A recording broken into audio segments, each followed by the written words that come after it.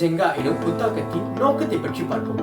இந்த புத்தாக்கத்தின் நோக்கமானது மாணவர்கள் வாக்கிய அமைத்தலில் இருக்கின்ற முக்கிய கூறுகளான எழுவாய், பயனிலை, செய்யப்படும் பொருள் ஆகிய இந்த முக்கிய கூறுகளை சரியாக புரிந்து கொண்டு அதனை வாக்கிய அமைத்தலில் சரியாக பயன்படுத்தி எழுதுதலே ஆகும். அது மட்டுமின்றி மாணவர்கள் தங்களின் சொல் வளத்தை பெருக்கிக் கொண்டு விரிவுபடுத்திக் கொண்டு அந்த சொற்களை சரியான இடத்தில் தங்களின் வாக்கியங்களில் பயன்படுத்துவதும் இந்த புத்தாக்கத்தின் நோக்கமாக கருதப்படுகின்றது.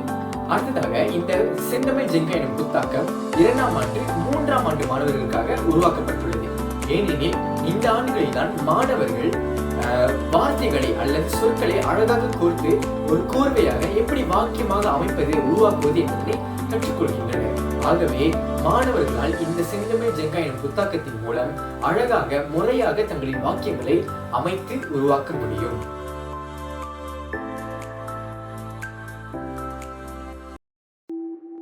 போட்டி விதிமுறைகள்.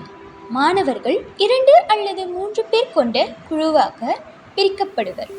ஜெங்கா தகடுகளுடன் ஒரு பகடை வழங்கப்படும்.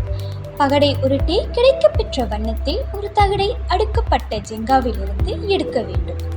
ஒவ்வொரு முறையும் பகடையை உருட்டும் போது ஒரு தகடை ஜெங்கா கீழே விழாமல் எடுக்க வேண்டும். பின்னர் எடுத்த தகடுகளை வைத்து மாணவர்கள் 3 சொல் கொண்ட வாக்கியத்தை உருவாக்க வேண்டும். வாக்கியம் சரியானதா என்று குழுவினர் ஒருவருக்கொருவர் விவாதித்து உறுதிப்படுத்துவார்கள்.